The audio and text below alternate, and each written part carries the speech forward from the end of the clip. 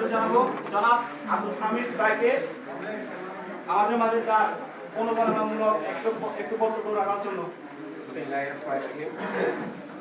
ফারুক আলী মানব কল্যাণ কর্তৃক আয়োজিত আজকে ইফতার মাহফিলের সম্মানিত অতিথিবৃন্দ এবং আজকে যারা উপস্থিত আছেন সম্মানিত ইফতার নেওয়ার জন্য যারা আছেন সবাইকে আমার সালাম জানাই। আসসালামু আলাইকুম ওয়া রাহমাতুল্লাহ। ওয়ালাইকুম আসসালাম ওয়া রাহমাতুল্লাহ।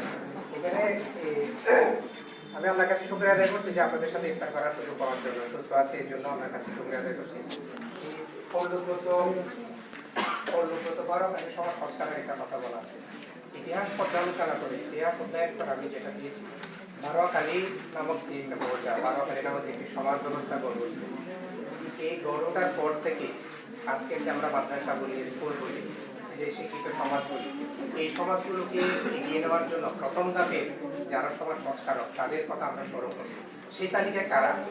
সেই তালিকার মধ্যে প্রথম দিকে যদি আমি বলি, সেই তালিকার তিনজন ব্যক্তি আমরা দেখতে পাই।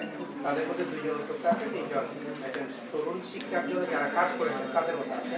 তাদের মধ্যে আমাদের সম্মানিত যে অধ্যক্ষ আছেন, ওনার দাদা আছেন যে খলিল রহমান মিয়াজি সাহেব, উনি সবলটি থেকে কিন্তু বারোয়াখালীতে আসছেন এবং সেটি 1930 সালের দিকে বলছে। 1930 সাল থেকে বারোয়াখালী সমাজ কিন্তু এগিয়ে যাওয়া কিন্তু 1930 সালের আগে নয়। এই যে আমরা শিক্ষা ব্যবস্থার কথা বলি, স্কুলের কথা বলি, প্রথম যে স্কুলটা সেটি কিন্তু বারোয়াখালী ওই ইয়াতে প্রফেসর যে নাজিমউদ্দিন ওনার যে পিটার প্রথম স্কুলটা সেটা করে এবং সেই উদ্যোগটা নিয়েছিলেন মরহুম আব্দুল জব্বার সদাগর এর আবুল আসলে ওনার দাদা। তারপরে এদিকে সাউন্ড করার মতো আমরা যে স্কুল দেখি সেটা উদ্যোগ নিয়েছিলেন কিন্তু আব্দুল রশিদ বাদশা। আমি যেটা বলছিলাম এই খলিল রহমান মিয়াজি এবং মাওলানা আব্দুল হালিম এই দুজনে কিন্তু সমসাময়িক, উনি 3-4 বছর 5 বছরের বড়। তবে অ্যানালাইজ করে যেটা দেখলাম এদিকের একজন আছেন, এটা হচ্ছে মাস্টার আব্দুর রহমান, ওনার আমাদের বড় ভাই মাস্টার আব্দুর রহমান। এই তিনজনে কিন্তু প্রাথমিক, উনি কিন্তু প্রথম মেট্রিক করেন, বারোখালী প্রথম মেট্রিক পাস। এটা 1930 সালে থেকে উনি মেট্রিক পাস করছে, এর আগে কেউ পড়াশোনা করে নাই, 30 সালে পাস করে নাই। খলিল রহমান মিয়াজি ওনার প্রাতিষ্ঠানিক কোনো সনদ ছিল না। তো এই তিনজনের মধ্যে সর্বকালে আপনি নেতৃত্ব বলেন, শিক্ষা বলেন, সমাজ সংস্কার বলেন, সবাইকে আপনার ছাড়িয়ে গেছে তিনি হচ্ছেন মাওলানা আব্দুল হালিম। আমরা ইতিহাস পর্যালোচনা সেটি দেখতে পাই। তার বাবাও কিন্তু স্কুল থেকে আসছে। তাহলে বারোখালী যে সমাজ ব্যবস্থা আমি বলি, বারোখালী যারা আমরা আদিবাসী বলি, বারোখালী আদিবাসী বলি, 1950 কিংবা 1850 কিংবা 1830 থেকে বারোখালী প্রতিষ্ঠা করেছে মুসলমানদের। সেই সমাজের মধ্যে প্রায় 30 বছরের মধ্যে একেবারে বারোখালীর সবার সারা যিনি ছিলেন তিনি মাওলানা আব্দুল হালিম। সে বিষয়ে কোনো সন্দেহ নাই, তার পড়াশোনা ছিল, তার শিক্ষা ছিল, সমাজ সংস্কার ছিল। ইভেন উনি অবিভক্ত চকলন্ডি বারোখালী যে ইউনিয়ন, সেই ইউনিয়নের পরপর দুবারে উনি কি হয়েছিলেন, মেম্বার নির্বাচিত হয়েছিলেন। এখানে লবণের জন্য আন্দোলন করেছেন, মসজিদের জন্য ইমামতি করেছেন, ওয়াজ করেছেন, বারোখালী বাজার প্রতিষ্ঠা করেছেন। এই যে কাজ, কোনো কারোর মধ্যে এতগুলো কাজ দেখা যায়, এটি হচ্ছে প্রথম দফা। দ্বিতীয় দফার যারা সমাজ সংস্কারক আমাদের সমাজের জন্য, এই মেস্টের ফজলুল করিম আছেন, মাওলানা আবুল হাসান সাহেব, তারা সবাই সমসাময়িক। তারপরে এদিকে মাওলানা নাজিম হোসেন সাহেব। তারপর আমরা যদি ইসলামী সমাজ সংস্কারের কথা বলি, শুরু থেকে কেউ চান্দুরপাড়ার মাওলানা আব্দুল হাকিম, এই চৌধুরীপাড়ার মাওলানা আব্দুল হাকিম, আমির হামজা, তারপরে এদিকে মাওলানা সিকান্দার সাহেব, নাজিম সাহেবের আব্বা মাওলানা সিকান্দার সাহেব, এরা কিন্তু তাদেরই আগে। তবে তারা কিন্তু বড় পরিসরে কাজ করতে পারে না, তো পরবর্তীতে তারা শুরু করে দিয়েছেন। পরবর্তীতে এসে কিন্তু আজকে আমরা এই সমাজ দেখতে পাচ্ছি। আমরা তাদেরকে স্মরণ করবে কেন? সবসময় দেখবেন কিছু কিছু মানুষ আছে পাড়ায় মহল্লায় চায়ের দোকানে, শিক্ষিত মানুষকে অনেক সময় ব্যঙ্গ করতে চায়। আপনি মনে রাখবেন, শিক্ষিত মানুষকে যদি ব্যঙ্গ করা হয়, তাদের যদি স্লেজিং করা হয়, ওই সমাজ থেকে কখনো মানুষ উঠতে পারবে না।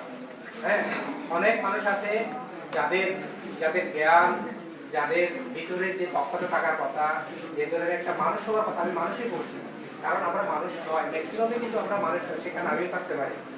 মানুষ হওয়ার জন্য কিন্তু আপনার মনুষ্যত্ব দরকার, মানবতা দরকার। সেই জিনিসটা সবার মতো হয় না। জন্মের সময় আমাদের কিছু প্রশিক্ষণ থাকে, সেই জিনিসটাকে আমরা নিয়ে যাই। তাহলে মানুষ হওয়ার জন্য যে পড়াশোনা দরকার, আর যারা পড়াশোনা করে তাদেরকে অবশ্যই সম্মান করা উচিত, তাদেরকে স্নেহ করা উচিত, ভালোবাসা উচিত। কেন? পরবর্তী প্রজন্ম তৈরি হওয়ার জন্য। আজকে যে আমরা পড়াশোনা করতে পারছি কেন? তারা শুরু না করলে তো হইতো না। আমি প্রাইভেট স্কুলে এটা তো তারা তৈরি করে দিয়েছেন, প্রথম থেকে শিক্ষকেরা ছিলেন। তিনজন যে শিক্ষক কথা বলছে, মাস্টার আব্দুর রহমান, মাস্টার আব্দুল হালিম এবং খলিল রহমান মিয়াজি, তিনজন কিন্তু ওই প্রাইভেট স্কুলে ছিলেন এবং তারা অনেক শিক্ষক ছিলেন। তাহলে তারা সমাজ একটা তৈরি করে দিয়েছে, সেই সমাজে কিন্তু আমরা বিচরণ করছি। এই জন্য তাদেরকে স্মরণ করতে হবে। পরবর্তীতে যারা আসছেন এখানে, সমাজ সংস্কারে বিশেষ করে একজন মানুষকে চিহ্নিত করা যায়, মানুষকে মূল্যায়ন করা যায় যদি তিনি শিক্ষায় হাত দেন, যদি সমাজ সংস্কারে হাত দেন, তিনি যদি বিভিন্ন প্রতিষ্ঠান করতে পারেন, যারা এসব কাজ করে তারা মানুষের মনের মধ্যে থাকে। আমরা দেখি যারা বিশেষ করে যারা সমাজ সংস্কার তারা কিন্তু নয়, আপনি কাজী নজরুল ইসলামের কথা বলেন, সাহিত্যের কথা বলেন, হ্যাঁ তারা কিন্তু সমাজ সংস্কারকও বটে। আপনি রবীন্দ্রনাথের কথা বলেন, আপনি আলোচনা করবেন, একটা হিট বলে তাকে বাদ দিবেন, সেটি করা যাবে না। আপনাকে গ্লোবাল হতে হবে, আপনাকে মানব হতে হবে। মানুষের সৃষ্টির জন্য যেটি কাজ তারা অনেক সময় দেবতা হয়, হ্যাঁ সেটি বললে আপনার ইসলামের সাথে কনফ্লিক্ট হয়, সেই জিনিসটা বুঝতে হবে। হ্যাঁ এটি উপমা দেওয়ার অর্থে ব্যবহৃত হয় বিষয়গুলো। তা আমি এই মানব কল্যাণ পার্টনারের সার্বিক কল্যাণ কামনা করে আমি আশা করবো যেখানে মানুষ ইয়াবা আসক্ত হচ্ছে, মাদক আসক্ত হচ্ছে, সেই জায়গায় কিছু তরুণ ছেলে মেয়ে মিলে এই যে অনেকটা বাদকাগিরি বলে সেই কাজগুলো করে যাচ্ছে, একটা ফাউন্ডেশন তৈরি করছে, সেই জন্য তারা তো সাধুবাদ পায়। সেখানে যদি কেউ রাজনীতি করতে থাকে তাহলে তারা পলিটিক্স করছে, যদি কেউ যদি মনে করে যে এটাকে রাজনীতি আছে তাহলে তারা মনে করুন দেয়ার দুই পলিটিক্স, সমস্যা তো নাই। এটা কোনো রাজনৈতিক সংগঠন নয়, এটা অরাজনৈতিক সংগঠন। শুধুমাত্র মানবতা বোধ থেকে, শুধুমাত্র সামাজিক যে দায়বদ্ধতা, সেই দায়বদ্ধতা থেকে উঠে এই কাজগুলো তারা করছে। তা আমি আশা করবো যে মানব কল্যাণ ফাউন্ডেশন বৃহত্তর পরিসরে কাজ করবে। সুন্নতের কথা এটি তাদের কাজ নয়, এটি আমি মনে করি তাদের কাজ নয়, এটি পরিবারের পরিবর্তক এর কাজ আছে, তাদের কাজ আরো অনেক বড়। সেই বিষয়টা নিয়ে আমরা কাজ করবো, তাদেরকে সেই পরামর্শ দিব। আশা করি এই প্রতিষ্ঠান অনেক ভালো করবে। এই বলে আমি আমার বক্তব্য শেষ করলাম। সবার কাছে দোয়া চাই। ধন্যবাদ সবাইকে। অসংখ্য ধন্যবাদ আব্দুল হামিদ ভাইকে আমাদের মাঝে তার গুরুত্বপূর্ণ বক্তব্য নিয়ে আলোচনা করার জন্য। এবং আমি আমাদের মাঝে সংক্ষিপ্ত আলোচনা করার জন্য তিনি তো আবুল জানাব সত্যি হুজুর জনাব আমাদের হুজুর